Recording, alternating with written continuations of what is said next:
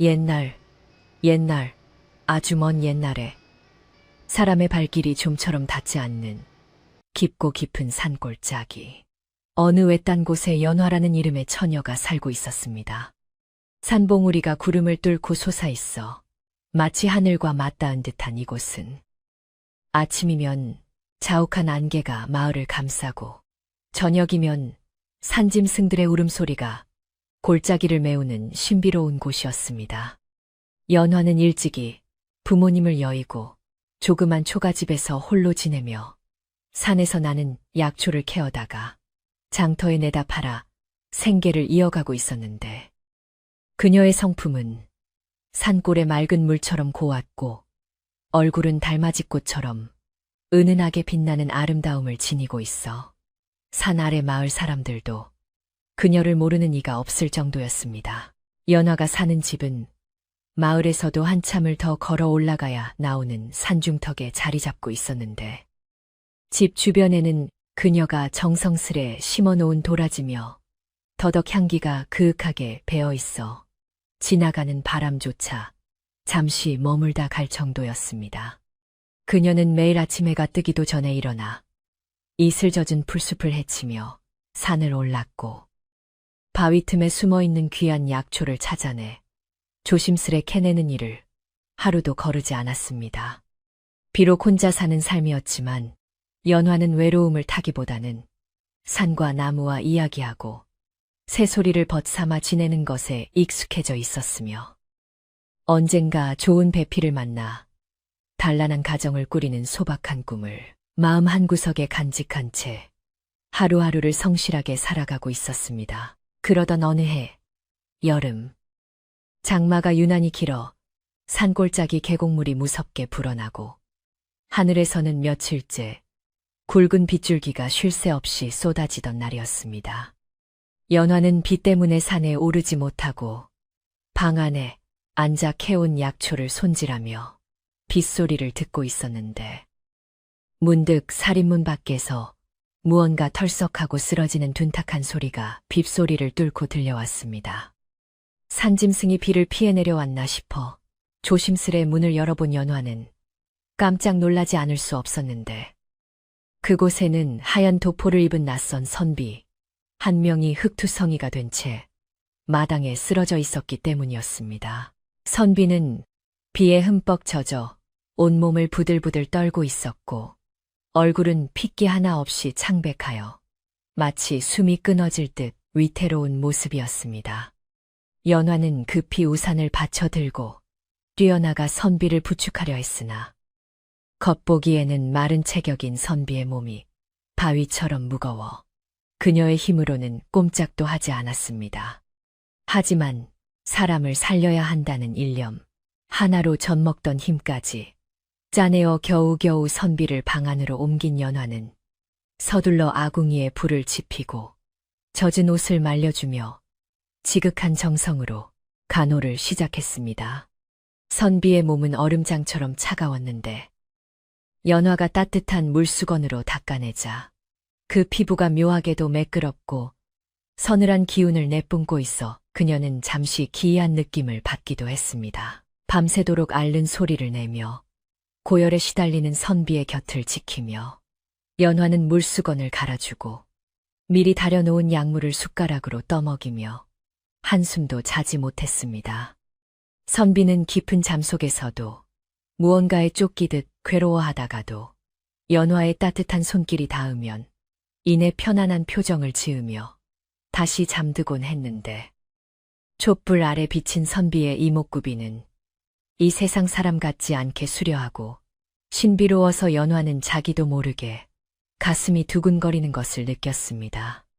밖에서는 천둥 번개가 치고 비바람이 몰아쳤지만 작은 방 안은 따뜻한 온기와 약초 냄새 그리고 두 사람의 숨소리만이 가득 채우고 있었습니다. 사흘 밤낮을 꼬박 앓던 선비는 비가 잠시 잦아든 넷째 날 아침이 되어서야 비로소 눈을 떴는데 그가 눈을 뜨자 방 안의 공기가 일순간 서늘해지는 듯한 묘한 기운이 감돌았습니다. 선비의 눈동자는 깊고 검어서 마치 빨려 들어갈 듯한 느낌을 주었으며 그는 자신을 구해준 연화를 빤히 바라보다가 나직하고 울림 있는 목소리로 감사의 인사를 전했습니다. 자신을 지나가던 과객이라고만 소개한 선비는 몸이 아직 성치 않으니 며칠만 더 머물게 해달라고 청했고 마음씨 착한 연화는 갈 곳 없는 병자를 내칠 수 없어 이를 흔쾌히 허락했습니다. 그렇게 산속 외딴 집에서 두 사람의 동거가 시작되었고 이것이 연화의 운명을 송두리째 바꿔놓을 기구한 인연의 시작이 될 줄은 꿈에도 알지 못했습니다. 선비는 몸을 회복하는 동안 연화가 약초를 다듬는 일을 돕기도 하고 밤이면 글을 읽어주기도 하며 다정한 모습을 보여주었는데 그의 행동 하나하나에는 기품이 서려 있었지만 어딘가 모르게 비밀을 간직한 듯한 그늘이 드리워져 있었습니다. 그는 비가 오는 날이면 마루에 앉아 하염없이 내리는 빗줄기를 바라보며 깊은 생각에 잠기곤 했는데 그럴 때마다 그의 눈빛은 몹시 슬퍼 보이기도 하고 때로는 무언가를 간절히 그리워하는 듯 보이기도 했습니다. 연화는 그런 선비의 뒷모습을 보며 연민과 함께 점점 깊어지는 사랑의 감정을 느끼게 되었고 선비 또한 순박하고 따뜻한 연화에게 마음을 열어가며 두 사람은 자연스럽게 서로를 의지하게 되었습니다. 어느 날 밤 세찬 비바람이 다시 몰아치며 온 세상을 집어삼킬 듯 으르렁거리는 밤의 선비는 연화의 손을 잡고 자신의 마음을 고백했습니다. 그는 자신이 세상에 머물 시간이 그리 길지 않음을 암시하며 그럼에도 불구하고 연화와 맺어진 인연을 소중히 여기고 싶다고 말했습니다.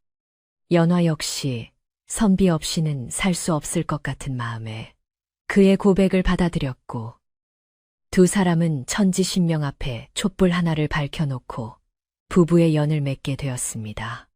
그날 밤 연화는 선비의 품에 안겨 세상에서 가장 행복한 꿈을 꾸었지만 창밖의 빗소리는 마치 앞날의 비극을 예고하듯 구슬프게 울리고 있었습니다. 부부가 된 두 사람은 산속 오두막에서 남부럽지 않은 행복한 나날을 보냈는데 선비는 비록 몸이 약하여 힘든 일을 하지는 못했지만 지혜가 뛰어나 연화에게 약초를 보는 법과 날씨를 읽는 법 등을 가르쳐 주었습니다.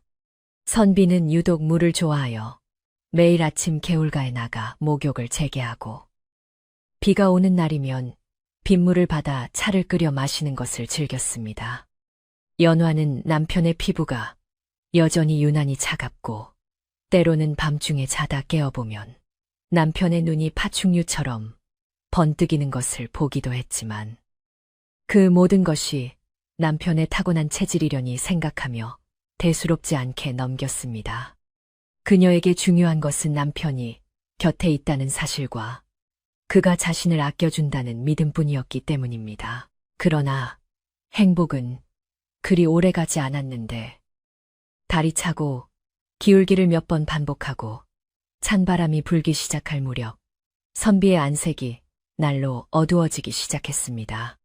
그는 밤마다 잠을 이루지 못하고 마당을 서성거렸으며 가끔은 고통스러운 신음소리를 내며 방바닥을 뒹굴기도 했는데 연화가 걱정스레 물어도 그저 지병이 도져서 그렇다는 말만 되풀이할 뿐이었습니다.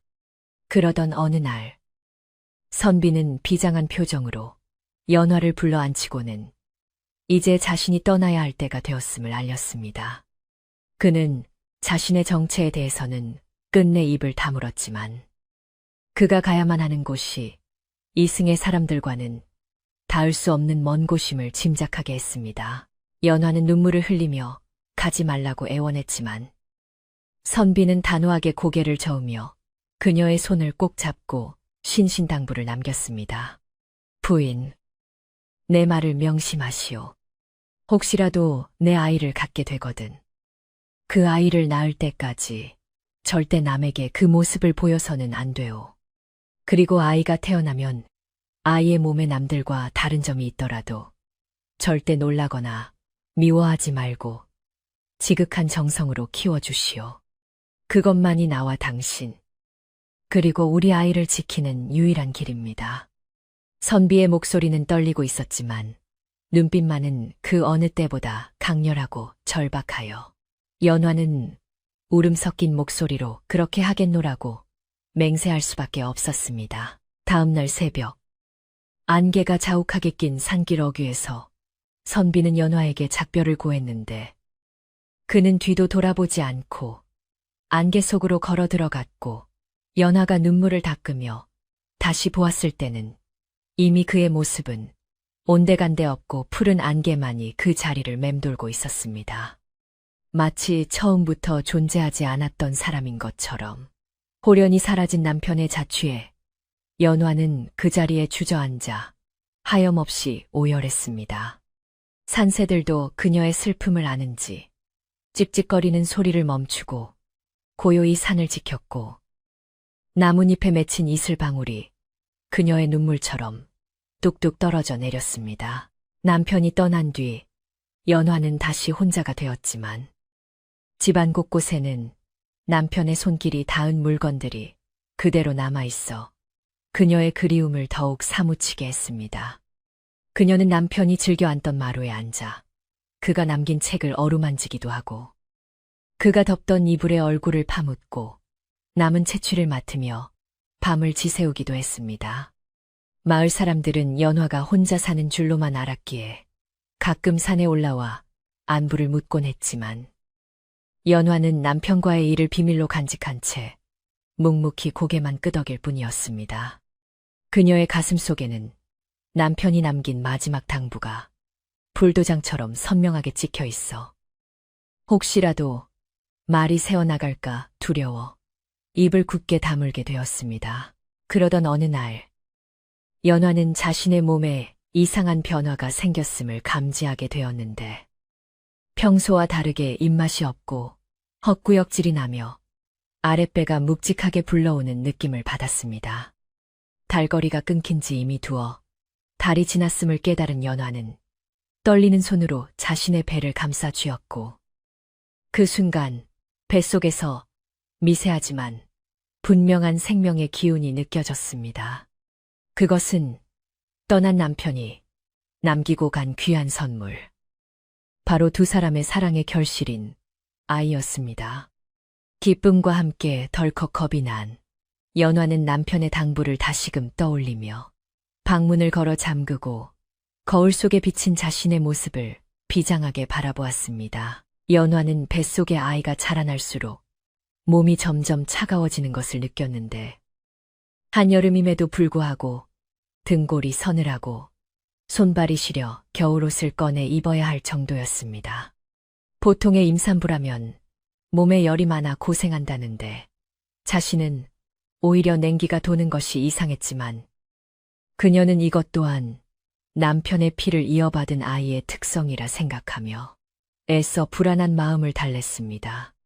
그녀는 산모에게 좋다는 약초를 직접 케어다려 마시고 남편이 남긴 글을 태교 삼아 읽어주며 아이가 건강하게 자라기만을 기도했습니다.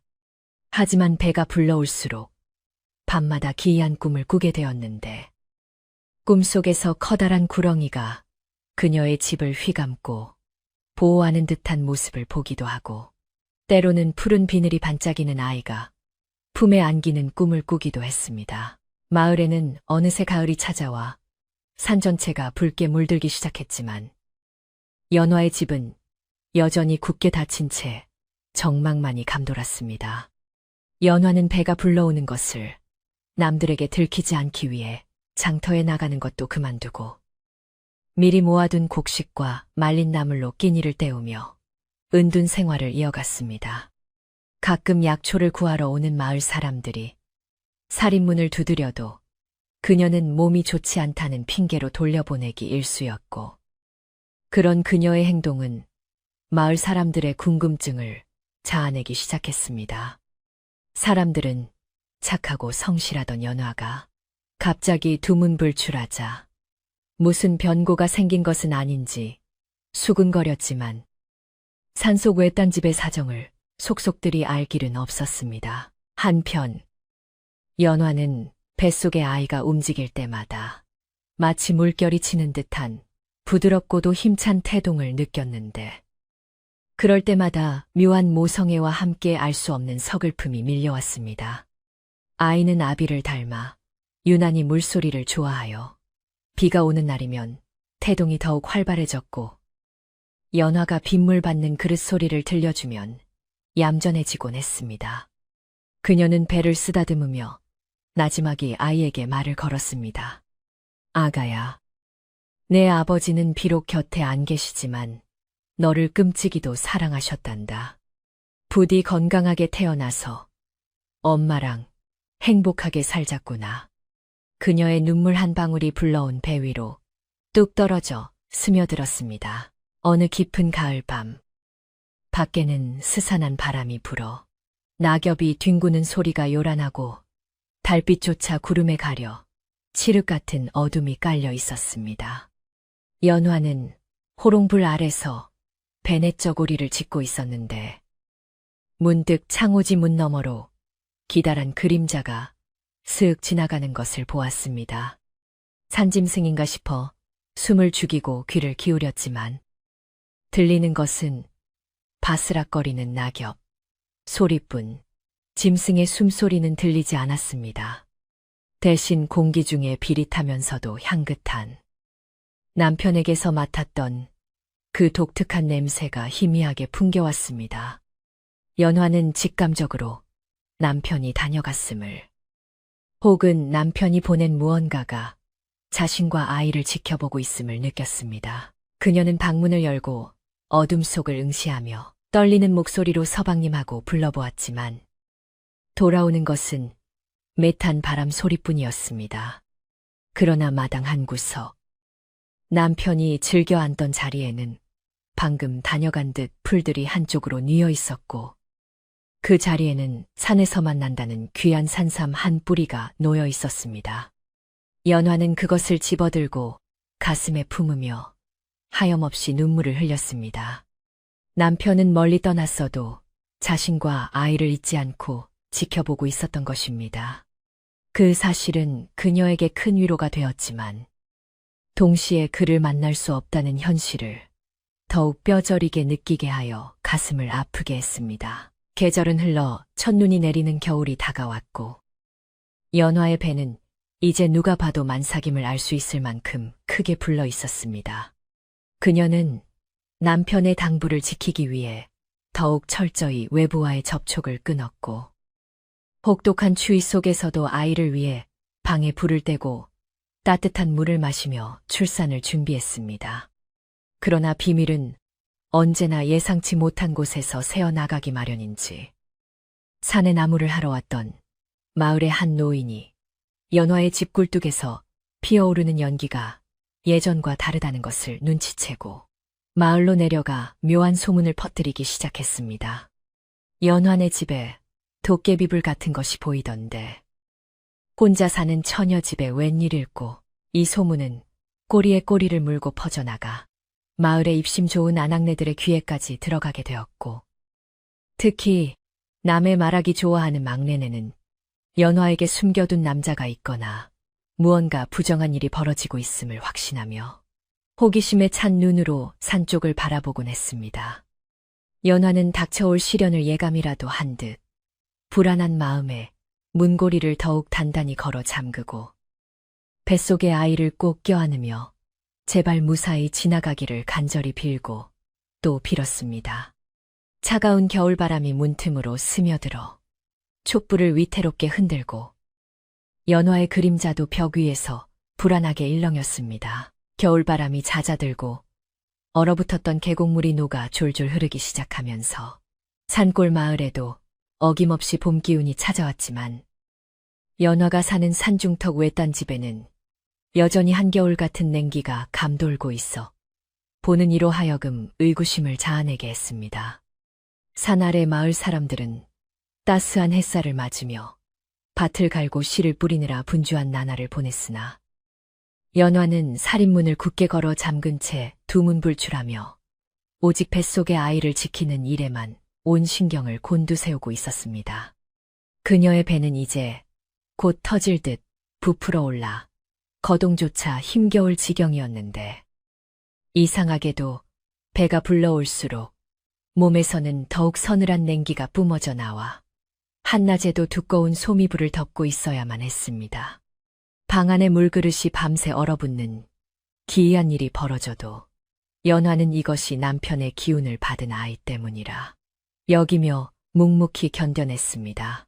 연화는 뱃속 아이가 보통의 아이들과는 다르다는 것을 이미 온몸으로 느끼고 있었는데 아이는 따뜻한 아랫목보다는 서늘한 윗목을 좋아했고 연화가 뜨거운 국을 먹으려 하면 심하게 발길질을 하여 찬 냉수를 마시게끔 유도하곤 했습니다.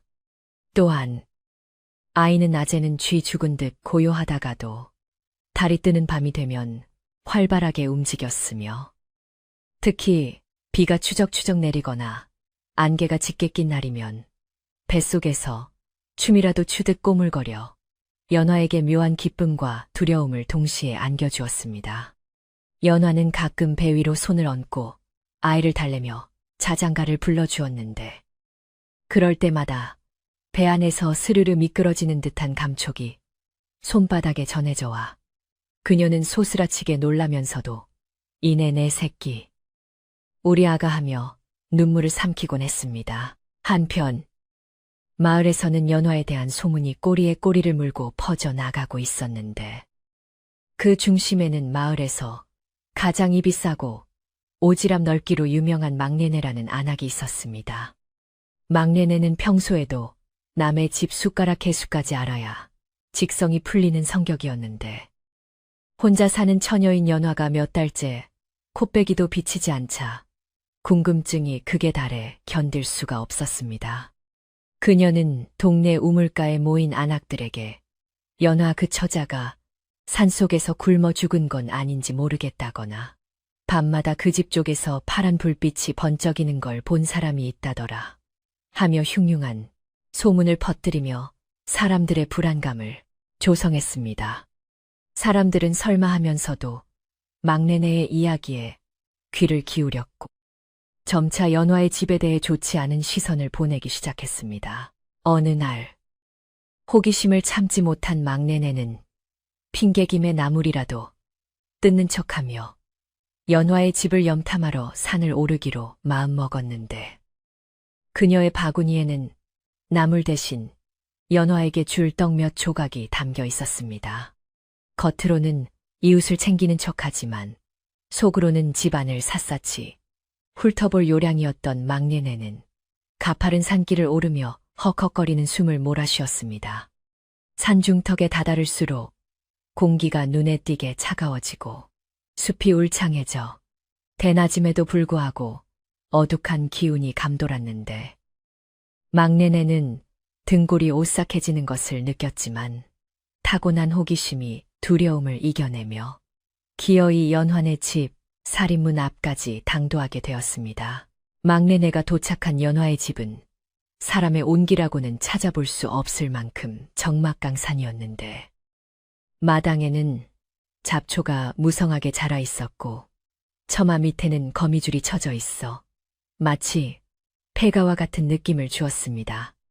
그녀는 짐짓 걱정스러운 목소리로 연화 처자, 계시오, 나 막내네일세. 떡 좀 가져왔는데 하고 불렀지만 안에서는 아무런 인기척도 들려오지 않았습니다. 몇 번을 더 불러도 대답이 없자 막내네는 조심스레 살인문을 밀고 마당으로 들어섰는데 순간 발밑에서 바스락거리는 소리와 함께 무언가 길고 축축한 것이 밟히는 느낌에 소스라치게 놀라 비명을 지를 뻔했습니다. 놀란 가슴을 쓸어내리며 발밑을 확인한 막내네의 눈동자가 공포로 크게 확장되었는데 그것은 뱀 허물이라고 하기에는 터무니없이 거대하고 비늘 하나하나가 어린아이 손바닥만 한 기괴한 껍질이었습니다. 허물은 마당 한 구석, 장독대 뒤편에서 시작되어 부엌 문턱까지 길게 이어져 있었는데 햇빛을 받아 은은하게 푸른 빛을 띠는 것이 예사 물건이 아니었습니다. 막내네는 다리가 후들거려 그 자리에 주저앉을 뻔했지만 이것이야말로 연환의 집에 숨겨진 비밀을 밝혀낼 결정적인 증거라는 생각에 떨리는 손으로 허물의 일부를 몰래 뜯어 주머니에 쑤셔 넣었습니다. 그때 굳게 닫혀있던 방문이 스르르 열리며 연화가 모습을 드러냈는데 그녀의 모습은 막내네가 알던 예전의 건강하고 활기찬 처녀가 아니었습니다. 얼굴은 백지장처럼 하얗게 질려 있었고 눈 밑은 검게 그늘저매해 보였으며 무엇보다 헐렁한 옷 위로도 감출 수 없을 만큼 부른 배가 눈에 확 들어왔습니다.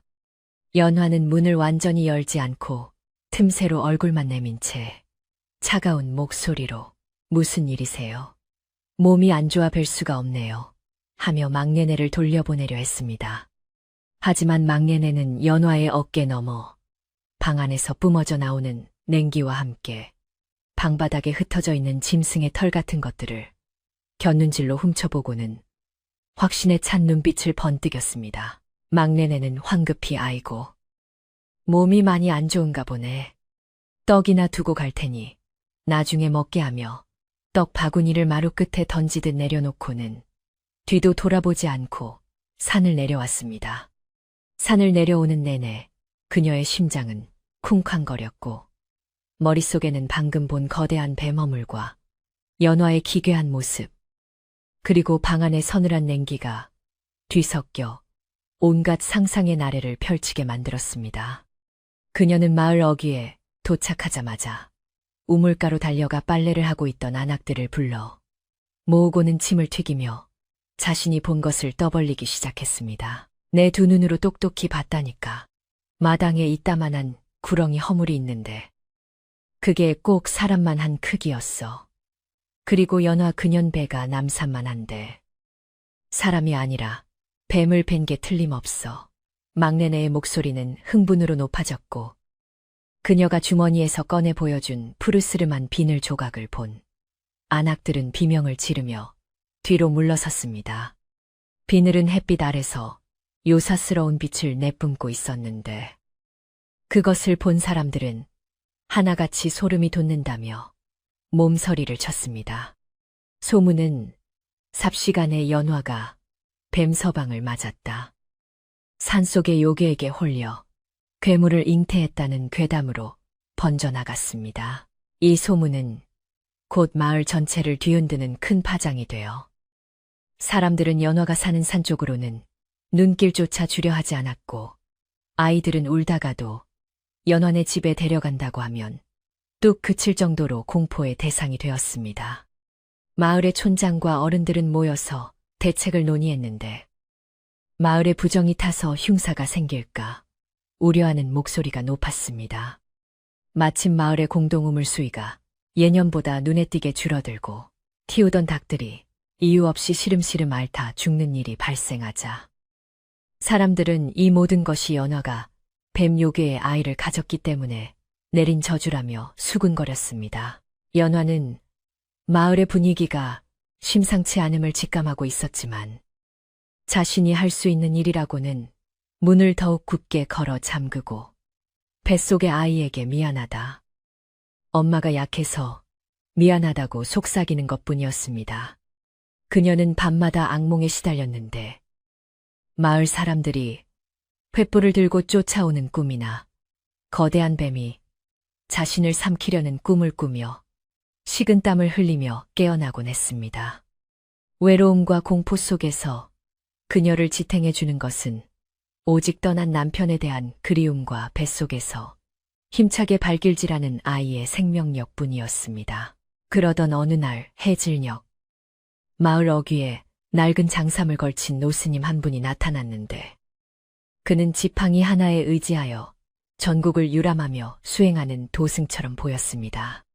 스님은 마을 입구에 들어서자마자 산 쪽을 바라보며 미간을 찌푸렸는데 그곳에서 피어오르는 기운이 범상치 않음을 감지한 듯 했습니다. 마을 사람들은 스님에게 달려가 연환의 집 이야기를 하며 요괴를 물리쳐 달라고 애원했지만 스님은 그저 허어 웃으며 모든 인연에는 다 이유가 있는 법이라는 알 수 없는 말만 남기고 천천히 산을 오르기 시작했습니다. 스님이 연화의 집 앞에 당도했을 때는 이미 땅거미가 짙게 깔린 뒤였는데 집 주변을 감싸고 있는 기운은 음산하다기보다는 슬프고도 신성한 기운에 가까웠습니다. 스님은 합장하고 나직하게 연부를 외운 뒤 살인문 밖에서 조용히 연화를 불렀습니다. 보살님, 지나가는 객승입니다. 목이 말라 물 한 모금 얻어 마실 수 있겠습니까? 연화는 낯선 사람의 목소리에 놀라 숨을 죽였지만 스님의 목소리에는 거부할 수 없는 따뜻함과 위엄이 서려 있어 조심스레 방문을 열고 밖을 내다보았습니다. 스님은 연화의 모습을 보자마자 그녀의 뱃속에 깃든 생명이 평범한 것이 아님을 단번에 알아보았는데 그의 눈에는 연화의 배를 감싸고 있는 은은한 서기가 보였습니다.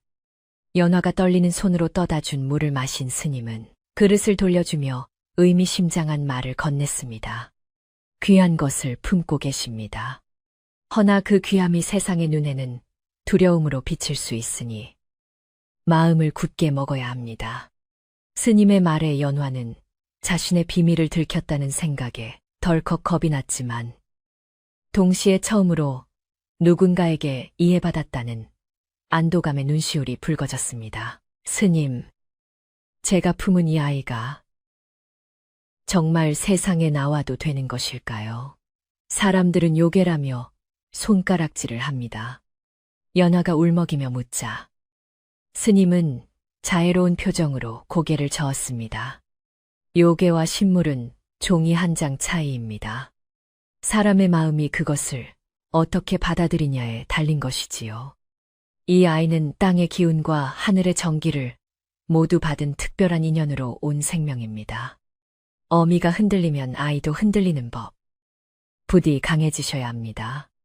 스님의 말씀은 연화의 가슴 속 깊은 곳에 박혀 불안했던 마음을 단단하게 붙잡아 주었습니다. 스님은 떠나기 전 품속에서 작은 단주 하나를 꺼내 연화의 손에 쥐어주며 혹시라도 감당하기 힘든 일이 생기거든 이 단주를 쥐고 간절히 기도하십시오. 하늘이 무심치 않아 돕는 손길이 있을 것입니다. 라고 당부했습니다.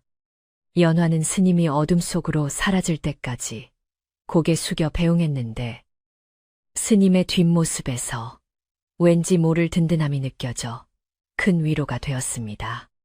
그날 밤 연화는 스님이 준 단주를 베개 밑에 넣고 오랜만에 깊은 잠에 들 수 있었고 꿈속에서 남편이 환하게 웃으며 아이를 안아주는 모습을 보았습니다. 하지만 마을의 상황은 점점 더 악화되어만 갔는데 날이 갈수록 가뭄이 심해져 논바닥이 거북이 등처럼 갈라지고 우물물은 바닥을 드러내기 시작했습니다. 막내네와 마을 사람들은 이 모든 재앙의 원인을 연화에게 돌리며 분노를 키워갔고 급기야는 연화의 집을 불태워 부정을 씻어야 한다는 과격한 주장까지 나오기 시작했습니다. 마을 회관에 모인 사람들은 웅성거리며 연화를 쫓아낼 계획을 세웠고 그들의 눈빛에는 맹목적인 공포와 집단적인 광기가 서려 있어 마치 사나운 짐승떼를 연상케 했습니다. 특히 막내네는 자신이 주워온 비늘을 증거로 내세우며 내가 그 집에서 본 것은 분명 구렁이 귀신이었다. 그년이 귀신과 붙어먹어 마을의 정기를 다 빨아먹고 있는 것이다. 당장 내쫓지 않으면 우리 마을 사람 모두가 죽을 것이다라고 목청을 높였습니다. 사람들은 그녀의 말에 동조하며 고개를 끄덕였고 촌장조차도 마을 사람들의 격앙된 분위기를 잠재우기에는 역부족이었습니다. 결국 마을 사람들은 나를 잡아 연화의 집으로 몰려가 단판을 짓기로 결의했고 그 날짜는 연화의 출산 예정일과 겹쳐 다가오고 있었습니다. 산속의 연화는 이러한 마을의 흉흉한 분위기를 바람결에 느껴 알 수 있었는데 까마귀들이 지붕 위에 모여 울어대고 산짐승들이 불안하게 짖어대는 소리가 밤낮으로 들려왔기 때문입니다. 그녀는 다가올 폭풍우를 예감하며 뉘불을 찢어 기저귀를 준비하고 남편이 남긴 옷가지로 아이를 감쌀 포대기를 만들며 비장한 각오를 다졌습니다.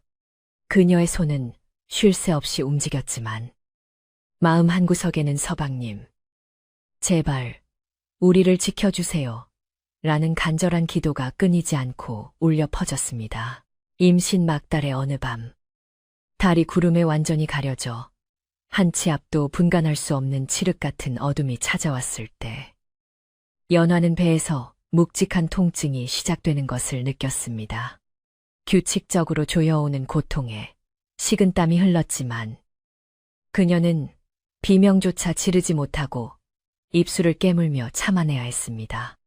밖에서는 심상치 않은 바람이 불어와 나뭇가지를 세차게 흔들었고 멀리서 마을 사람들이 웅성거리는 소리와 횃불의 불빛이 산길을 따라 개미떼처럼 올라오는 것이 보였습니다. 위기의 순간이 코앞에 닥쳐왔음을 직감한 연화는 부른 배를 부여잡고 거친 숨을 몰아쉬며 문고리를 노려보았습니다. 마을 사람들이 가까워질수록 그들의 고함과 욕설이 또렷하게 들려왔는데 요괴를 몰아내자 부정한 년을 끌어내라는 소리가 산골짜기를 메아리쳐 공포감을 극대화했습니다. 횃불의 붉은 불빛이 연화의 집 창호지 문을 일렁이게 만들었고 연화는 산통의 고통과 죽음의 공포 속에서 오직 뱃속의 아이를 지켜야 한다는 일념 하나로 정신을 붙잡았습니다. 그녀는 스님이 주고 간 단주를 손에 꼭 쥐고 남편이 떠난 방향을 향해 마음속으로 절규하듯 외쳤습니다. 서방님, 보고 계시나요?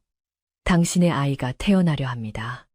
부디 이 아이를 지켜주세요.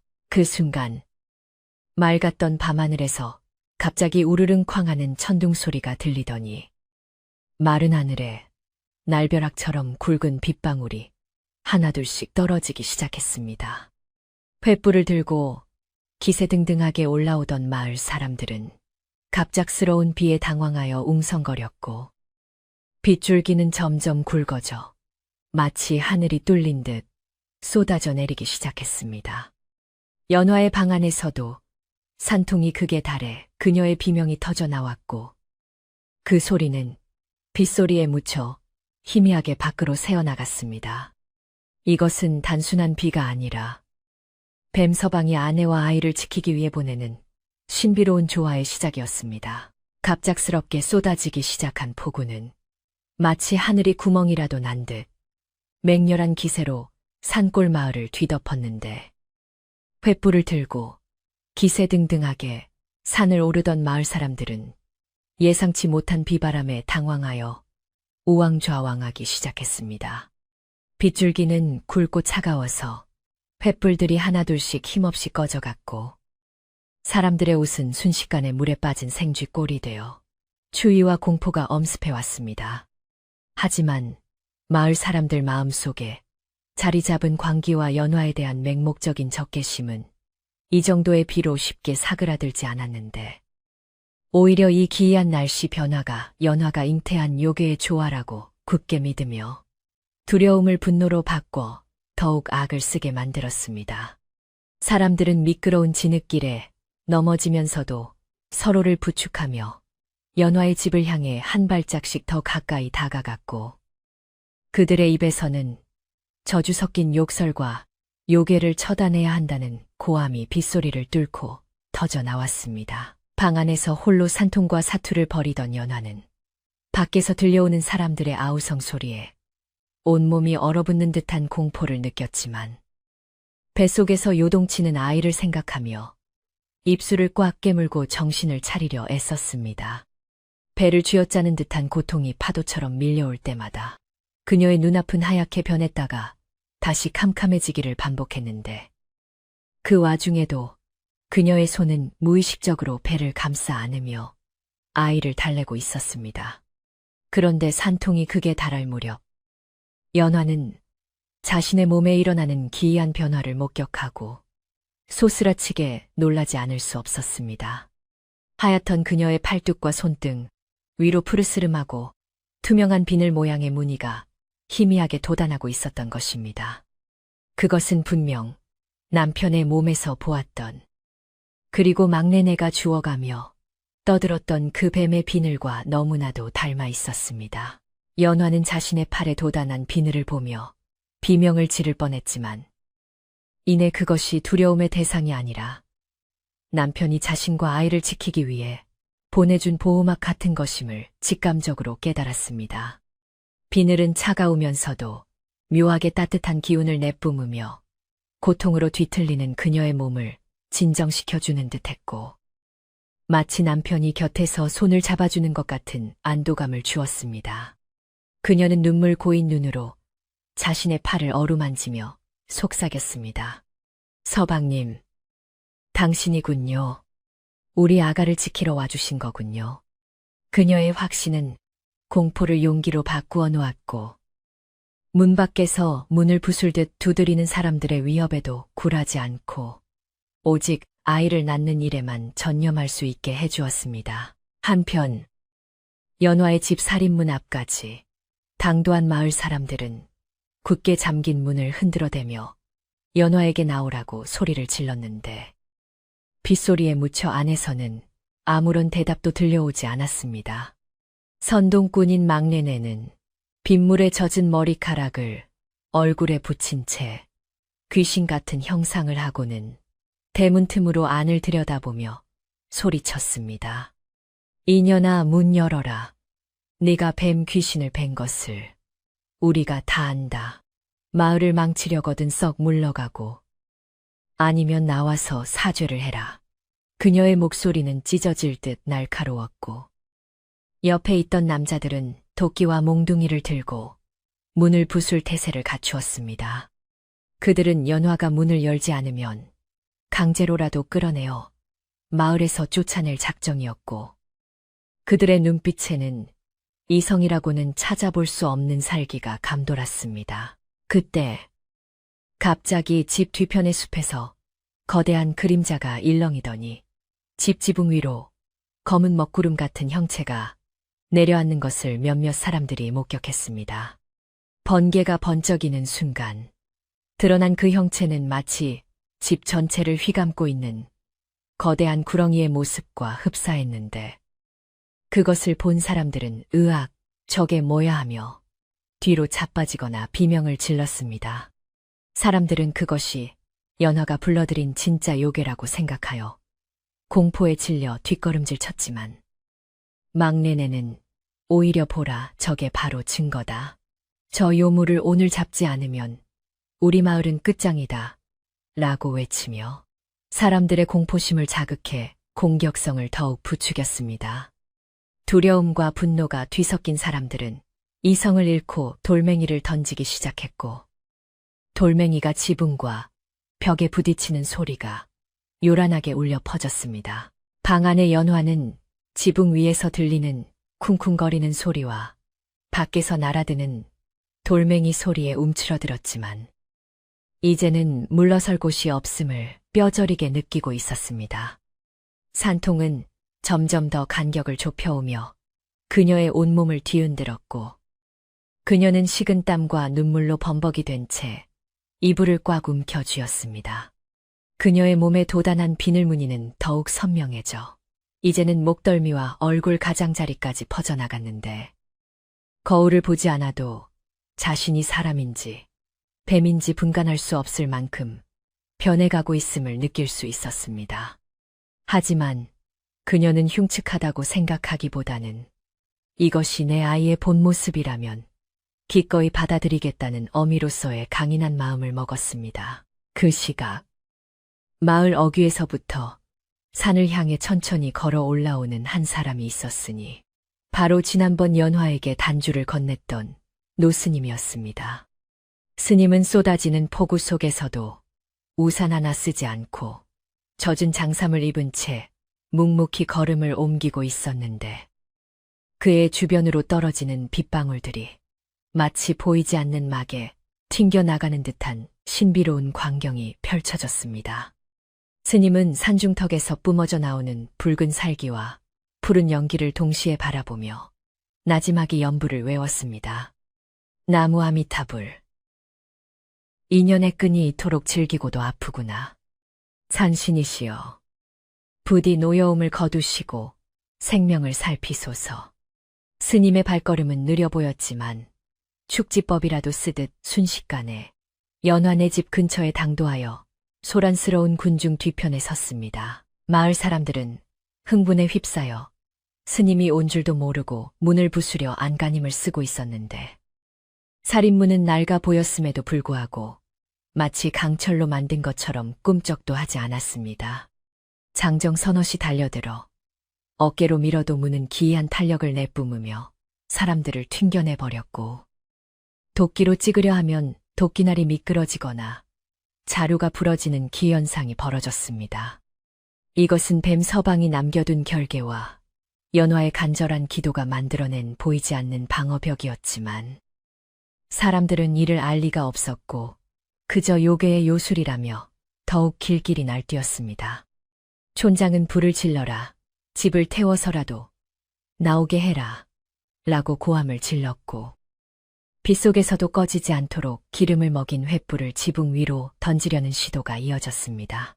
연화는 밖에서 불 질러라는 소리를 듣고 가슴이 철렁 내려앉았는데 만약 집에 불이 붙는다면 자신은 몰라도 갓 태어날 아이까지 위험해질 것이 분명했기 때문입니다.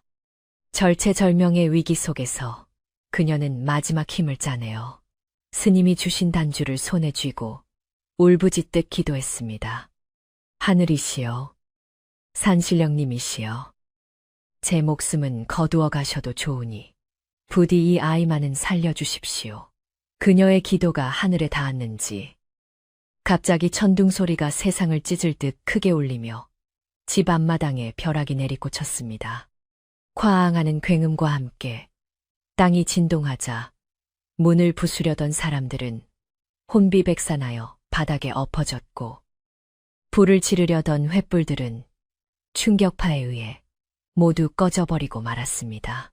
벼락이 떨어진 자리에는 시커멓게 탄 자국과 함께 희뿌연 연기가 피어올랐고 그 연기 속에서 거대한 구렁이의 형상이 아른거리는 듯하여 사람들은 감히 고개를 들지 못하고 벌벌 떨었습니다. 그 틈을 타 스님은 군중 앞으로 걸어나와 지팡이로 땅을 쿵 찍으며 호통을 쳤습니다. 내 이놈들 하늘이 무섭지도 않으냐. 산모가 해산을 앞두고 있는데 살생을 하려 들다니. 천벌이 두렵지 않단 말이냐.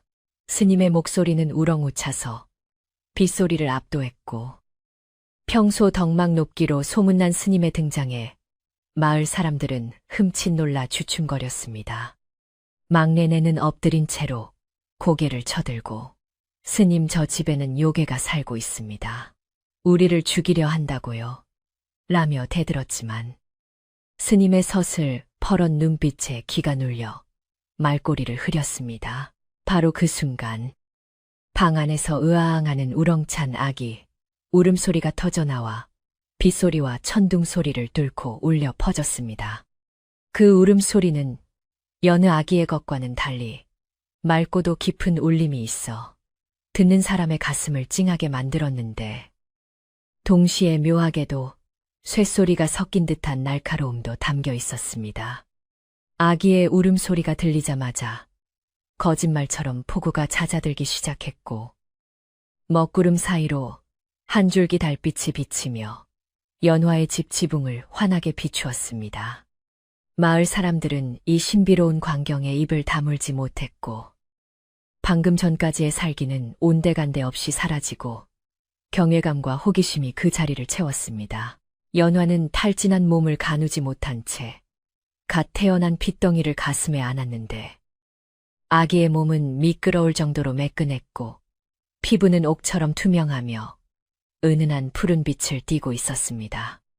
그녀가 떨리는 손으로 아기의 얼굴을 확인하자 아기는 감고 있던 눈을 번쩍 떴는데 그 눈동자는 사람의 것이라고는 믿기지 않을 만큼 신비로운 황금색 새로 동공을 하고 있었습니다.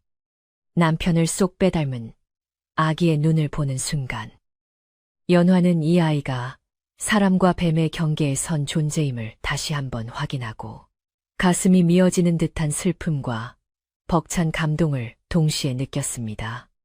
아이는 울음을 그치고 어미를 빤히 바라보았는데 그 눈빛에는 갓 태어난 아기답지 않은 깊은 지혜와 평온함이 담겨 있었습니다. 하지만 평화도 잠시. 밖에서 막내네의 목소리가 다시 들려왔습니다. 울음소리 들었어. 저게 사람 소리야. 짐승 소리지. 당장 들어가서 확인해 봐야 해. 그녀는 아기의 울음소리마저 요괴의 증거로 몰아가며 멈췄던 선동을 다시 시작했고 주춤했던 몇몇 마을 청년들이 다시 도끼를 들고 일어섰습니다. 연화는 아기를 포대기에 감싸 꼭 껴안으며 방문을 바라보았는데 이제 더 이상 피할 곳도 숨을 곳도 없다는 생각에 비장한 결심을 하게 되었습니다. 그녀는 흐트러진 옷매무새를 다듬고 비틀거리는 몸을 일으켜 세우며 문고리를 잡았습니다. 자신이 직접 나가서 당당하게 맞서지 않으면 이 광란은 끝나지 않을 것임을 알았기 때문입니다. 그때 방문이 벌컥 열리며 찬바람이 훅 끼쳐 들어왔는데 문을 연 것은 마을 사람들이 아니라 바로 스님이었습니다. 스님은 방 안에 가득 찬 비릿한 혈향과 신성한 향기를 맡으며 연화와 아기를 번갈아 보았고 연화의 팔에 남은 희미한 비늘 자국과 아기의 황금색 눈동자를 확인하고는 고개를 끄덕였습니다. 보살님, 고생하셨습니다. 이제 되었습니다. 스님은 온화한 미소를 지으며 연화에게 안심하라는 눈빛을 보내고는 뒤따라 들어오려던 마을 사람들을 향해 돌아섰습니다. 스님의 등 뒤로 비치는 달빛이 마치 후광처럼 빛나며 좁은 방 안을 가득 채웠고 연화는 스님의 등 뒤에서 아기를 안고 숨을 골랐습니다. 마을 사람들은 열린 문틈으로 방 안을 훔쳐보려 목을 길게 뺐지만 스님이 문 앞을 떡하니 가로막고 있어 안을 제대로 볼 수는 없었습니다. 그러나 그 틈새로 새어나오는 기운은 분명 예사롭지 않았기에 사람들은 웅성거리며 서로의 눈치만 살폈습니다. 막내네는 인파를 해치고 앞으로 나와 스님, 비키시오. 우리가 직접 확인해야겠소. 저 안에 뱀 새끼가 있는지 사람 새끼가 있는지 봐야겠단 말이오. 라며 악을 썼습니다.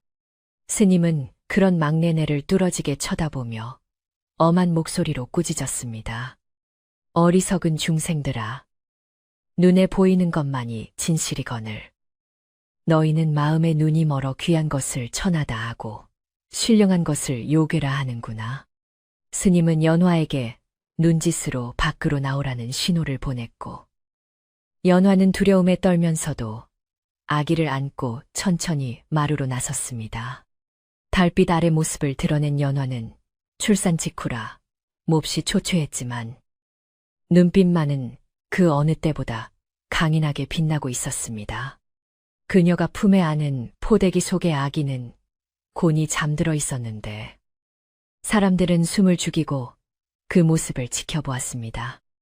연화의 팔에 있던 비늘 자국은 아기를 낳음과 동시에 씻은 듯이 사라져 있었고 지금 그녀는 그저 갓난아기를 아는 평범하고 지친 어미의 모습일 뿐이었습니다.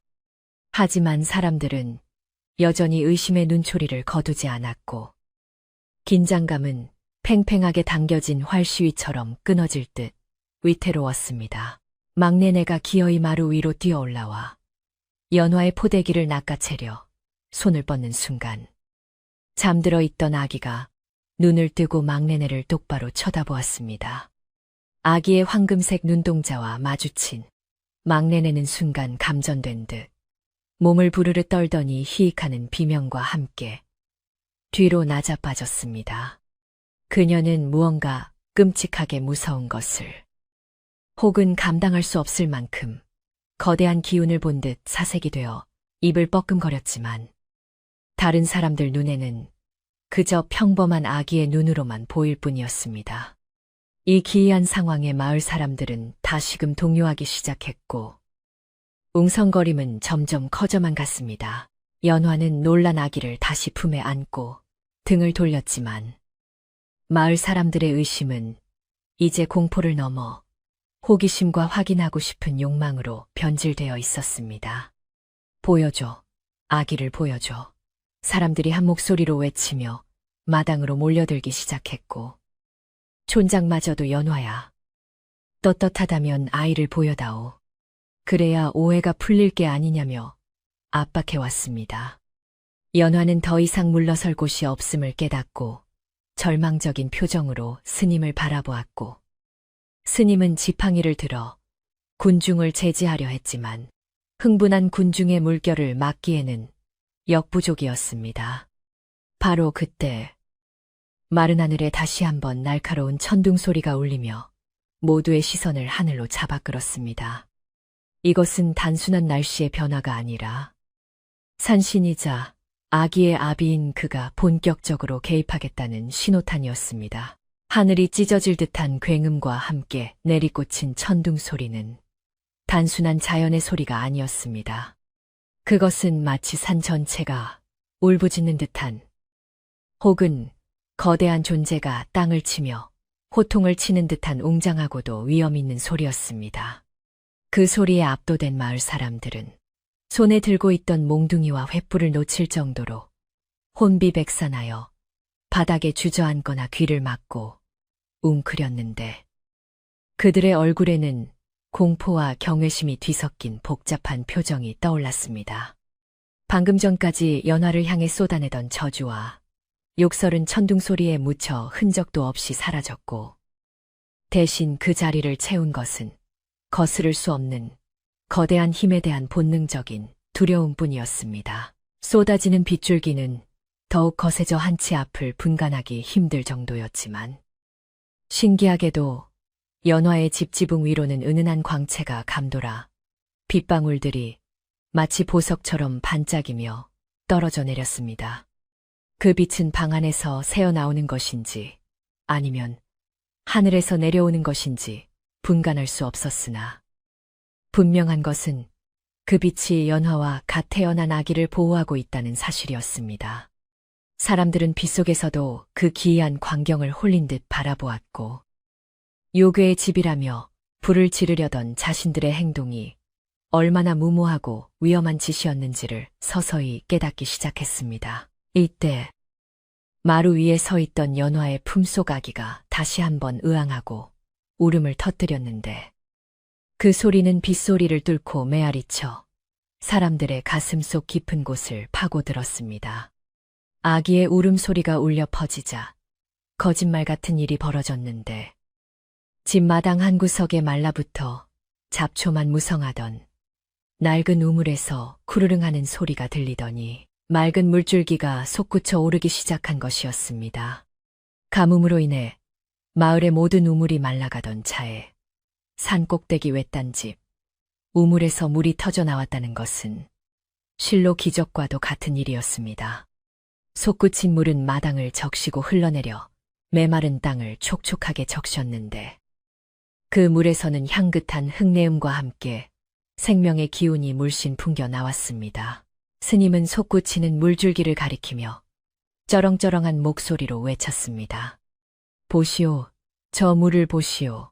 당신들이 요괴의 자식이라 핍박하더니 아이가 태어나자마자 하늘이 비를 내리고 땅이 물을 뿜어내고 있어.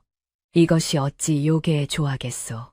이는 산신이 자신의 혈육을 축복하고 그 덕으로 마을의 가뭄을 해결해주는 상서로운 징조가 아니면 무엇이겠소.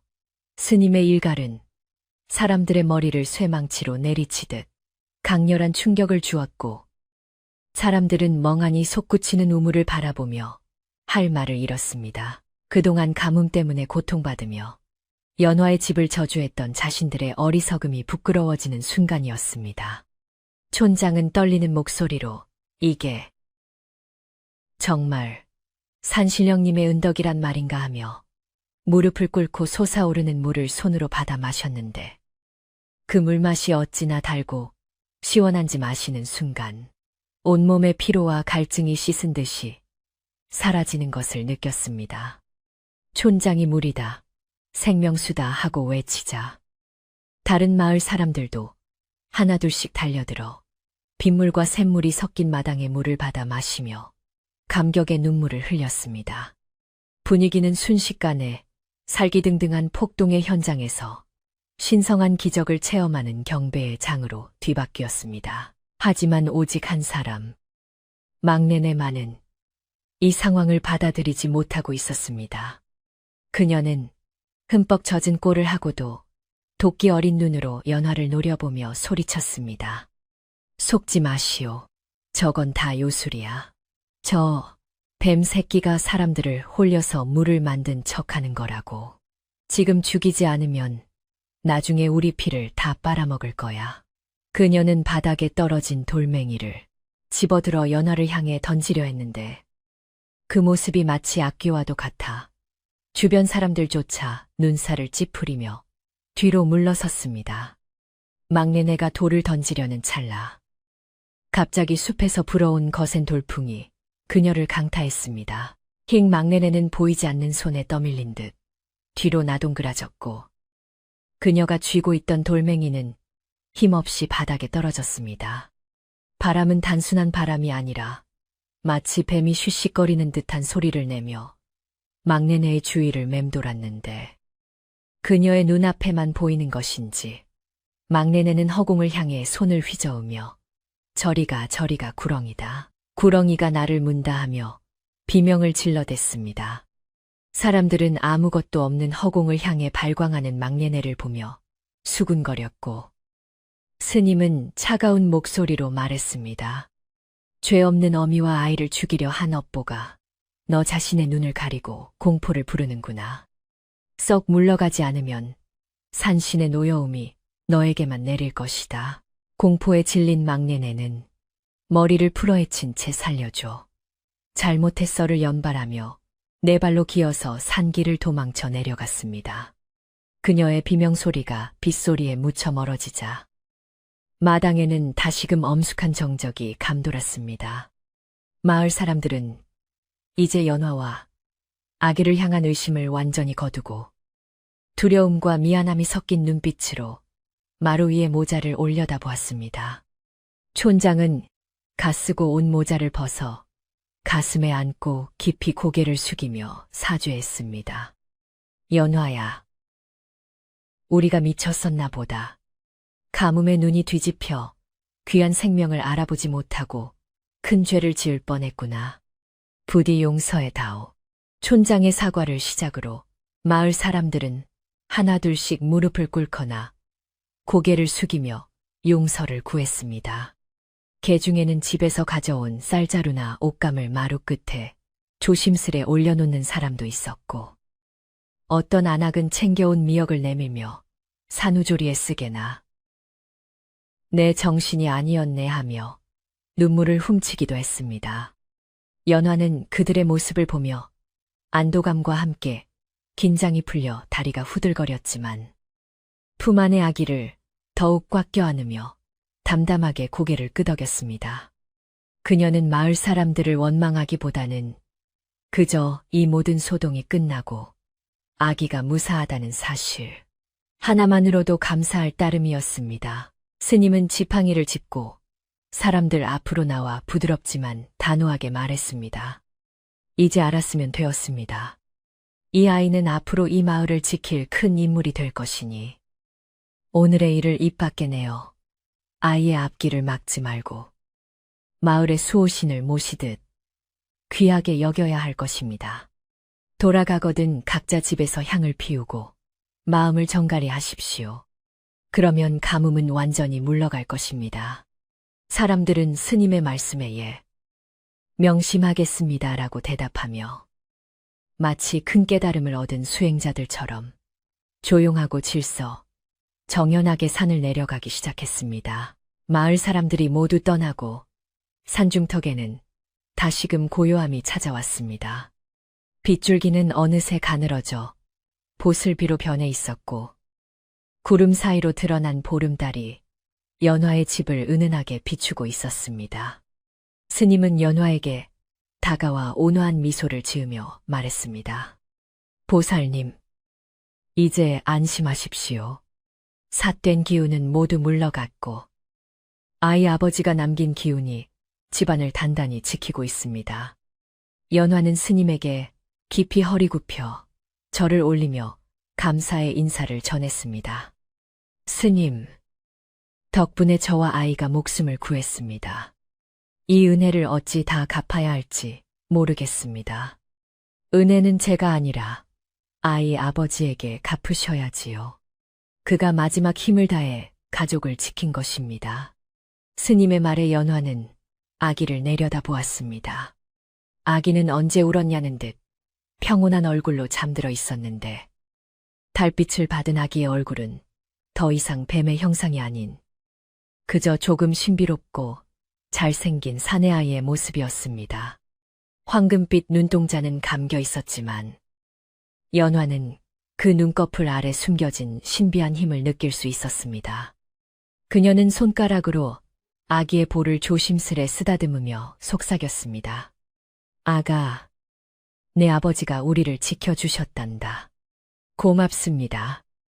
서방님, 연하는 스님이 머물다 갈 수 있도록 작은 방을 내어드리려 했으나 스님은 극구사양하며 산 아래 암자에서 묵을 터이니 걱정 마십시오.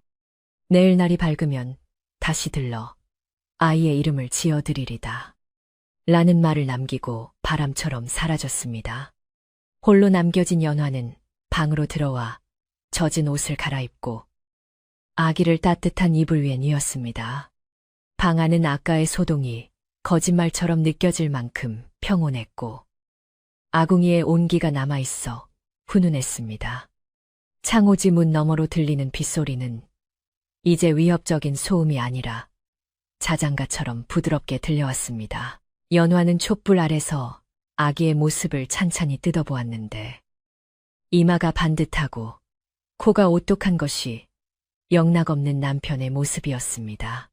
다만 귀 뒤쪽에 아주 작게 남은 비늘 자국 하나만이 이 아이의 특별한 출생을 증명하고 있었는데 연화는 그 자국에 입을 맞추며 맹세했습니다. 세상이 뭐라 하든 엄마가 너를 지켜줄게. 네 아버지가 그랬던 것처럼. 그녀의 눈에서 뜨거운 눈물이 흘러내려 아기의 볼에 떨어졌고 아기는 꿈속에서 좋은 일이라도 있는 듯 방긋 웃어 보였습니다. 밤이 깊어가자 숲속의 산짐승들도 나무들도 바람도 모두 숨을 죽이고 이 특별한 모자의 평안한 밤을 지켜주는 듯 했습니다. 가끔씩 부엉이가 부엉하고 울어 정적을 깼지만 그 소리조차 정겹게 들렸습니다. 연화는 몸을 추스르고 미역국을 끓이기 위해 부엌으로 나갔는데 부엌 한 구석에 놓인 물항아리에는 맑은 물이 가득 차 찰랑거리고 있었습니다. 아까 마당 우물에서 솟아난 물을 누군가 채워두고 간 것일까? 아니면 이 또한 남편의 조화일까 생각하며 연화는 미소를 지었습니다. 물을 한 바가지 떠서 마시자 가슴속까지 시원해지는 청량감이 느껴졌습니다. 그 시각 마을로 내려간 사람들은 각자의 집에 돌아가 젖은 옷을 갈아입고 가족들에게 산에서 있었던 기이한 일을 이야기했습니다. 하지만 그 이야기는 더 이상 흉흉한 괴담이 아니라 산신령의 핏줄을 받은 아이가 태어나 가뭄을 끝냈다는 신화 같은 이야기로 변해 있었습니다. 사람들은 창문을 열고 내리는 비를 바라보며 산 쪽을 향해 합장하고 감사의 마음을 보냈습니다. 마을의 논과 밭은 오랜만에 내린 단비로 촉촉하게 젖어들었고 말라비틀어졌던 곡식들이 다시 생기를 되찾고 있었습니다. 막내네의 집만이 불이 꺼진 채 쥐 죽은 듯 조용했는데 소문에 의하면 그녀는 그날 밤 이후로 헛것을 본다며 며칠을 알아누웠다가 결국 짐을 싸서 어디론가 야반도주했다고 했습니다. 그녀가 떠난 자리에 남은 것은 마을 사람들의 비웃음과 경멸뿐이었고 마을은 비로소 예전의 평화롭고 인심 좋은 모습을 되찾을 수 있었습니다. 악한 마음을 품은 자가 떠나고 착한 마음을 가진 사람들이 남아서 서로를 위로하는 밤. 비는 그치지 않고 대지를 적시며 묵은 때를 씻어내고 있었습니다. 연화는 끓인 미역국을 한 그릇 비우고 나서야 비로소 긴장이 풀려 깊은 잠에 빠져들 수 있었습니다. 꿈속에서 그녀는 넓은 호숫가를 거닐고 있었는데 물안개 속에서 하얀 도포를 입은 남편이 걸어나와 그녀를 안아주었습니다. 남편은 아무 말 없이 그녀의 등을 토닥여 주었고 그 따뜻한 체온은 꿈에서 깨어난 뒤에도 오랫동안 그녀의 몸을 감싸고 있었습니다. 연화는 잠결에 옆에 누운 아기를 더듬어 안으며 이제 더 이상 혼자가 아니라는 사실에 깊은 안도를 느꼈습니다. 새벽녘이 되자 비는 완전히 그치고 동쪽 하늘이 붉게 물들며 새로운 하루가 시작되었음을 알렸습니다. 밤새 내린 비로 인해 산과 들은 더욱 푸르고 싱그러워졌으며 공기는 티 없이 맑고 깨끗했습니다. 연화는 아기의 칭얼거리는 소리에 눈을 떴는데 창문을 여니 맑은 아침 햇살이 방 안으로 쏟아져 들어와 아기의 얼굴을 황금빛으로 물들였습니다. 지난밤의 폭풍우는 마치 거짓말이었던 것처럼 세상은 평온하기 그지없었고 연화는 아기를 안고 마루로 나와 상쾌한 아침 공기를 마셨습니다. 마당의 잡초들은 비를 맞아 생기를 되찾았고 솟아올랐던 우물물은 여전히 찰랑거리며 맑은 기운을 뿜어내고 있었습니다. 연화는 우물가로 다가가 물에 비친 자신과 아기의 얼굴을 들여다보았습니다. 초췌하지만 강인해진 자신의 얼굴과 신비로운 눈동자로 세상을 바라보는 아기의 얼굴이 물결 위에 겹쳐졌습니다. 그녀는 이제 두려움 없이 세상과 마주할 준비가 되어 있었습니다. 마을 어귀에서 스님이 지팡이를 짚고 천천히 걸어 올라오는 모습이 보였고 연화는 미소를 지으며 스님을 맞이할 채비를 했습니다. 이제 그녀와 아이의 새로운 삶이 진짜 이야기가 시작되려 하고 있었습니다. 비바람이 씻어내고 간산골 마을의 아침은 눈이 부시도록 투명하고 맑았는데 나뭇잎 끝에 매달린 물방울들이 아침 햇살을 머금고 보석처럼 반짝이며 세상의 모든 더러움을 털어낸 듯한 청아한 풍경을 자아내고 있었습니다. 연화는 포대기에 쌓인 아기를 안고 마루에 앉아 있었는데 밤새 공포와 산통에 시달렸던 얼굴이라고는 믿기지 않을 만큼 평온하고 성스러운 기운이 감돌아 마치 한 폭의 그림과도 같았습니다. 멀리서 다가오던 스님은 연화의 집 마당에 들어서자마자 합장하며 깊은 미소를 지어 보였는데 그 미소는 지난밤의 혼란을 모두 잠재우고 새로운 시작을 축복하는 따스한 봄바람처럼 느껴져 연화의 마음을 한결 가볍게 해주었습니다. 스님은 아기에게 다가가 그 신비로운 눈동자를 들여다보며 고개를 끄덕였는데 아기는 낯선 이의 방문에도 울지 않고 오히려 방긋 웃으며 작은 손을 뻗어 스님의 옷자락을 잡으려 했습니다. 스님은 아기의 손을 조심스럽게 잡아주며 연화에게 말했습니다. 이 아이는 물의 기운을 타고나 메마른 땅을 적시고 사람들의 아픈 곳을 씻어줄 귀한 운명을 지녔습니다. 그러니 아이의 이름을 용화룽허라고 짓는 것이 어떻겠습니까? 용이 되어 강물처럼 흐르며 세상을 이롭게 하라는 뜻입니다. 연화는 그 이름이 뱃속에 있을 때부터 꿈꿔왔던 아이의 모습과 꼭 닮아 있어 몹시 마음에 들었고 감사의 눈물을 글썽이며 스님의 제안을 받아들였습니다. 스님은 품에서 작은 향 주머니 하나를 꺼내 아이의 베네저고리 고름에 달아주며 이 향기가 아이가 자라는 동안 삿된 기운을 막아주고 맑은 정신을 지켜줄 것이라 축복해 주었습니다. 연화는 스님이 떠나시는 길에 정성껏 말린 약초를 한 꾸러미 챙겨드렸고 스님은 뒤도 돌아보지 않고 허어 웃으며 산 아래로 내려가셨는데 그 뒷모습이 마치 구름을 타고 가는 신선처럼 가벼워 보였습니다.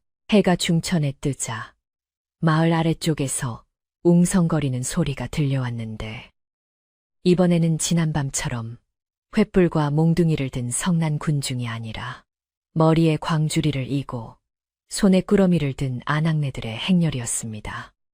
그들은 어제 자신들이 저지른 일에 대한 부끄러움과 미안함으로 고개를 푹 숙인 채 조심스레 연환의 집 살인문을 넘어섰는데 가장 앞장선 것은 마을에서 가장 연장자인 촌장의 아내였습니다.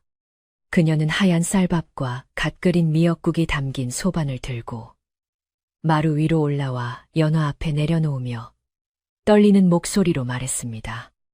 연화야, 우리 늙은이들이 노망이 들어 귀한 사람을 알아보지 못하고 큰 죄를 지었다. 이 미역국 먹고 부디 몸이나 추스르거라. 면목이 없구나. 촌장 댁의 사과를 시작으로 뒤따라온 안악들도 저마다 가져온 물건들을 마루에 내려놓았는데 갓짠 참기름이며 아기에게 입힐 부드러운 무명천, 산모에게 좋다는 잉어, 곰국 등 귀한 것들이 한가득 쌓였습니다. 사람들은 연화의 눈을 제대로 쳐다보지도 못하고 연신 미안하네. 우리가 귀신에 홀렸었나 보내하며 사죄의 말을 건넸고 개 중에는 연화의 손을 잡고 눈물을 훔치는 사람도 있었습니다.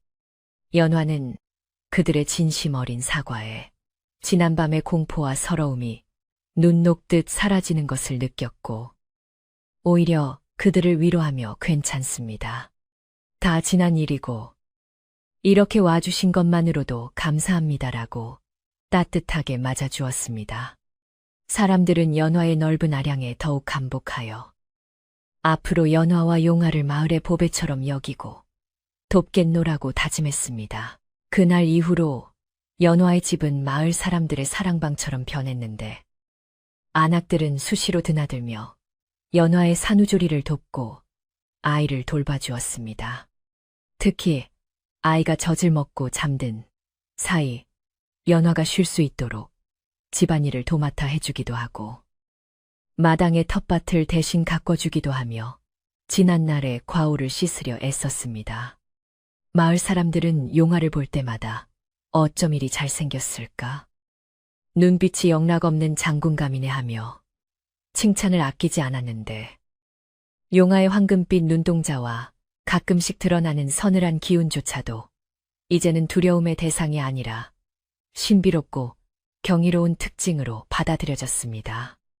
아이는 사람들의 사랑을 듬뿍 받으며 무럭무럭 자라났는데 신기하게도 잔병치레 한 번 하지 않고 젖을 먹는 족족 살이 오르고 키가 커서 100일이 되었을 때는 이미 돌쟁이 아이만큼 큼직해져 있었습니다. 계절이 바뀌어 산천의 진달래가 흐드러지게 피는 봄이 다시 찾아왔을 때 용화는 벌써 걸음마를 시작하여 마당을 아장아장 뛰어다니고 있었습니다. 아이는 유난히 물을 좋아하여 하루 종일 우물가에서 물장난을 치며 놀았는데 옷이 젖어도 감기에 걸리기는커녕 오히려 더욱 생기가 돌고 눈빛이 초롱초롱해지는 것이었습니다. 연화는 그런 아이를 볼 때마다 떠난 남편을 떠올리며 흐뭇한 미소를 지었고 아이가 우물 안을 들여다보며 아빠, 아빠하고 옹알이를 할 때면 가슴 한구석이 찡해지면서도 남편이 여전히 자신들을 지켜보고 있음을 확신할 수 있었습니다.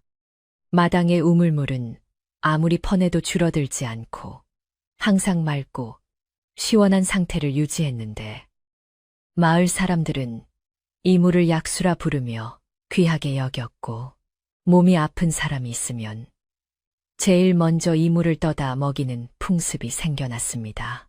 용화가 5살이 되던 해 마을에는 다시 한번 큰 비가 쏟아져 개울물이 넘치고 논둑이 터질 위기에 처한 적이 있었습니다. 어른들은 둑을 막느라 정신이 없었는데 어린 용화가 빗속을 뚫고 달려나와 저쪽 둑이 무너질 거예요. 저쪽을 막아야 해요. 라고 소리치며 손가락으로 한 곳을 가리켰습니다. 사람들은 어린아이의 말이라 반신반의했지만 평소 용화의 영민함을 알고 있던 촌장이 아이의 말을 믿고 사람들을 그쪽으로 급히 보냈습니다. 그리고 정말로 잠시 후 용화가 가리킨 곳에 흙더미가 쓸려 내려가기 시작했는데 미리 대기하던 사람들이 흙포대를 쌓아 간신히 큰 피해를 막을 수 있었습니다. 이 일로 인해 마을 사람들은 용화가 보통 아이가 아님을 다시 한번 깨닫고 그를 작은 산신령이라 부르며 더욱 존경하고 아끼게 되었습니다. 아이는 자라면서 남들과 다른 자신의 모습에 대해 의문을 가질 법도 했지만 연화는 숨기지 않고 아버지가 얼마나 훌륭하고 신비로운 분이었는지, 그리고 그가 우리를 지키기 위해 어떤 희생을 치렀는지 밤마다 옛날 이야기를 해주듯 들려주었습니다. 용화는 어머니의 이야기를 들으며 자신의 핏줄에 대한 자부심을 가지게 되었고, 가끔 산을 바라보며 깊은 생각에 잠기는 등 나이답지 않은 성숙한 모습을 보이기도 했습니다. 아이는 또래 아이들과 어울려 놀 때도 대장 노릇을 하기보다는 친구들이 다치지 않게 뒤에서 챙겨주거나 싸움을 말리는 의젓한 모습을 보였는데, 친구들 또한 용화의 곁에 있으면 왠지 모를 편안함을 느끼고 따르게 되었습니다. 용화의 몸에서 나는 은은한 서늘함은 여름철 아이들에게 인기 만점이었고, 용화가 손을 대면 벌레 물린 자국이나 까진 상처가 금세 아물어 아이들은 그를 요술쟁이 형이라 부르며 따랐습니다. 한편 악행을 일삼던 막내네가 야반도 주한 뒤 그녀의 집은 흉가가 되어버렸는데, 마을 사람들은 그 집을 허물고 그 자리에 마을회관을 지어 마을의 대소사를 논의하는 장소로 삼았습니다. 사람들은 막내네의 일을 교훈 삼아 남을 함부로 의심하거나 헐뜯는 것을 경계하게 되었고, 마을에는 서로 돕고 화합하는 따뜻한 분위기가 정착되었습니다. 연화는 더 이상 외딴 집에 사는 외로운 처녀가 아니라 마을의 정신적인 지주와도 같은 존재가 되었는데, 그녀가 캐오는 약초는 효험이 좋아 멀리 읍내에서도 사람들이 아름아름 찾아올 정도로 유명해졌습니다. 그녀는 약값을 많이 받기보다는 어려운 사람들에게는 거저 나누어 주기도 하여 그녀의 집 앞은 감사의 뜻으로 두고 간 곡식과 과일들이 끊이지 않았습니다. 세월은 유수와 같이 흘러 어느덧 용화는 15살에 헌칠한 소년으로 성장했습니다. 그는 키가 크고 어깨가 딱 벌어졌으며 얼굴은 아버지를 닮아 선이 굵고 이목구비가 뚜렷하여 보는 사람들의 탄성을 자아내게 했습니다. 그의 피부는 여전히 백옥같이 희고 매끄러웠으며 황금빛 눈동자는 깊은 지혜와 자애로움을 담고 있어 마주하는 사람의 마음을 꿰뚫어 보는 듯했습니다. 용화는 어머니를 도와 약초를 캐고 농사를 짓는 효자였을 뿐만 아니라 마을에 치는 일도 도맡아 처리하는 믿음직한 일꾼이었습니다. 특히 가뭄이 들 기미가 보이면 그가 우물가에서 기도를 올리곤 했는데, 그러면 신기하게도 며칠 내로 비가 내려 마을 사람들은 그를 하늘이 내린 복덩이라 여기며 칭송했습니다. 어느 늦가을 저녁, 연화는 마당 평상에 앉아 콩을 타작하고 있었고, 용화는 지붕 위에 올라가 이영을 얹고 있었습니다. 붉게 물든 노을이 산등성이를 넘어 마당 깊숙이 들어와 두 모자의 그림자를 길게 늘어뜨렸는데, 그 풍경은 더할 나위 없이 평화롭고 아름다웠습니다. 일을 마친 용화가 지붕에서 가볍게 뛰어내려 연화의 곁으로 다가와 땀을 닦으며 말했습니다. 어머니, 올해는 겨울이 일찍 올 것 같습니다. 옛감을 좀 더 넉넉히 해와야겠어요. 그의 목소리는 굵고 부드러워서 듣는 이의 마음을 편안하게 해주었습니다. 연화는 아들의 늠름한 모습을 흐뭇하게 바라보며 수건을 건네주었습니다. 그래, 네가 있어 든든하구나. 서방님이 계셨으면 너를 보고 얼마나 기뻐하셨을까.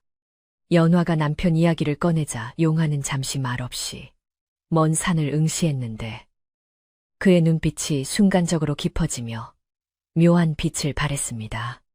어머니, 저는 가끔 꿈속에서 아버지를 뵙습니다. 하얀 도포를 입으시고 저에게 빙그레 웃어주시는데 아무 말씀 안 하셔도 그 마음이 다 전해져 와요. 아버지는 한 번도 우리 곁을 떠나신 적이 없는 것 같아요. 아들의 말에 연화는 가슴이 뭉클해져 눈시울이 붉어졌습니다. 그녀 역시 매일 아침 우물물을 길어 올릴 때마다, 그리고 산들바람이 불어와 볼을 스칠 때마다 남편의 존재를 느끼고 있었기 때문이었습니다. 두 모자는 서로의 손을 꼭 잡고 말없이 노을이 지는 산을 바라보았는데 그 순간 산새들이 일제히 날아올라 장관을 이루며 마치 그들의 마음에 화답하는 듯했습니다. 저녁 밥상이 차려지고 두 모자는 따뜻한 방 안에 마주 앉았습니다. 상 위에는 갓 지은 맵쌀밥과 보글보글 끓는 된장찌개, 그리고 산에서 캔 더덕구이가 올라와 구수한 냄새를 풍겼습니다. 소박하지만 정성이 가득 담긴 밥상을 앞에 두고 연화와 용화는 도란도란 이야기를 나누며 식사를 했습니다. 방 안은 아궁이의 온기로 훈훈했고 창호지 문 밖에서는 가을 귀뚜라미가 맑은 소리로 울어대어 정겨움을 더했습니다. 용화가 밥을 한 숟가락 가득 떠먹으며 어머니 솜씨는 세상 제일입니다라고 너스레를 떨자 연화는 어서 많이 먹고 쑥쑥 커라 하며 아들의 밥그릇에 반찬을 올려주었습니다. 그 평범하고도 소소한 일상 속에 진정한 행복이 깃들어 있었습니다. 식사를 마친 후 연화는 찬물을 끓여 마루로 내왔고 용화는 퉁소를 꺼내 들었습니다. 달이 휘영청 밝게 떠올라 마당을 대낮처럼 환하게 비추는 밤이었습니다. 용화가 퉁소를 입에 대고 천천히 불기 시작하자 구슬프면서도 아름다운 선율이 밤하늘로 퍼져나갔습니다. 그 소리는 산골짜기를 타고 흘러 마을 사람들의 잠든 귀에도 닿았는데 사람들은 그 소리를 들으며 오늘 밤도 용화 도령이 곡을 읊는구나 하며 편안한 마음으로 잠을 청하곤 했습니다. 퉁소 소리에는 뱀서방의 신비로운 기운과 인간인 연화의 따뜻한 정이 어우러져 있어 듣는 이의 마음속 깊은 상처까지도 어루만져주는 치유의 힘이 있었습니다. 연화는 차를 마시며 아들의 연주를 감상했는데 달빛을 받은 아들의 옆모습이 남편과 너무나도 닮아 있어 마치 남편이 환생하여 돌아온 듯한 착각이 들 정도였습니다. 그녀는 밤하늘의 달을 올려다보며 마음속으로 말을 건넸습니다. 서방님, 보고 계시지요? 우리 용화가 이렇게 훌륭하게 자랐습니다. 당신이 남겨주신 사랑 덕분에 우리는 외롭지 않게 잘 지내고 있습니다. 부디 그곳에서도 편안히 계세요. 달빛이 더욱 밝게 빛나며 그녀의 물음에 대답하듯 드는한 광채를 쏟아부었고 마당의 우물물도 잔잔하게 일렁이며 빛을 반사했습니다. 밤이 깊어지자 산골의 공기는 더욱 차가워졌지만 연화의 집은 그 어느 곳보다 따뜻했습니다. 용화는 연주를 마치고 어머니의 어깨에 겉옷을 덮어드리며 이제 그만 들어가 주무시지요. 밤이 찹니다라고 다정하게 말했습니다. 연화는 아들의 부축을 받으며 방으로 들어갔고 용화는 마당을 한 바퀴 돌며 문단속을 철저히 했습니다. 그는 대문 빗장을 걸며 산 쪽을 향해 깊숙이 허리를 숙여 인사를 올렸는데 이는 보이지 않는 아버지에 대한 예의이자 산신에 대한 경배였습니다. 숲속에서는 부엉이 한 마리가 부엉하고 화답하며 이 가족의 평온한 밤을 지켜주겠다는 신호를 보냈습니다. 방 안에 이부자리를 펴고 누운 연화는 옆에서 새근거리는 아들의 숨소리를 들으며 더할 나위 없는 평온함을 느꼈습니다. 10수년 전, 비 오던 날 찾아온 낯선 선비와의 운명적인 만남부터 뱀의 아이를 가졌다는 이유로 겪어야 했던 모진 시련들, 그리고 기적 같은 출산과 화해의 순간들이 주마등처럼 스쳐 지나갔습니다. 그 모든 고통과 슬픔은 이제 추억이라는 이름으로 가슴속에 고이 갈무리 되었고, 남은 것은 아들에 대한 사랑과 삶에 대한 감사함 뿐이었습니다. 그녀는 이제 더 이상 비 오는 날이 두렵지 않았고, 오히려 비가 오면 남편이 찾아오는 날이라 여기며 기다리게 되었습니다. 창밖에서는 바람이 불어 나뭇가지들이 사그락거리는 소리를 냈지만, 그것은 더 이상 위협적인 소리가 아니라 자연이 들려주는 자장가였습니다. 연화는 눈을 감으며 생각했습니다. 이 깊은 산골, 작은 초가집에서 자신은 세상 그 누구보다 행복한 여인이라고, 사랑하는 남편의 흔적이 서린 집과 그를 닮은 아들, 그리고 따뜻한 이웃들이 있는 이곳이야말로 진정한 낙원이라고 말입니다. 그녀의 입가에 엷은 미소가 번졌고, 호롱불이 가물거리다 스르르 꺼지며 방 안에는 어둠과 함께 깊은 정막이 찾아왔습니다. 세월이 흘러 먼 훗날에도 마을 사람들은 비가 오는 날이면 연환의 집 쪽을 바라보며 옛 이야기를 나누곤 했습니다. 뱀 서방과 약초캐는 처녀의 슬프지만 아름다운 사랑 이야기와 그들의 사랑이 낳은 신비로운 아이가 마을을 지켜준 이야기를 말입니다. 이야기는 할머니의 입에서 어머니의 입으로, 그리고 다시 아이들의 입으로 전해지며 산골 마을의 전설이 되었고, 연화와 용화가 살던 집터의 우물은 천년이 지나도 마르지 않고 솟아나 지나는 이들의 목을 축여주었다고 합니다. 지금도 그 산골 마을에 가면 비가 오는 밤이면 어디선가 은은한 퉁소 소리가 들려온다고 하는데, 사람들은 그것이 용화가 아버지를 그리워하며 부는 노래이거나 산신이 된 그가 마을 사람들의 단잠을 위해 불러주는 자장가라고 믿고 있습니다. 깊은 산속, 맑은 물과 바람이 머무는 그곳에는 여전히 사랑과 헌신의 따뜻한 기운이 남아있어 고단한 삶에 지친 사람들의 마음을 어루만져 주고 있다고 합니다. 밤하늘의 별들이 총총히 빛나고 산짐승들도 잠든 고요한 시각, 연화의 꿈속 행복처럼 여러분도 오늘 밤 편안하고 따뜻한 꿈 꾸시기를 바랍니다. 안녕히 주무세요.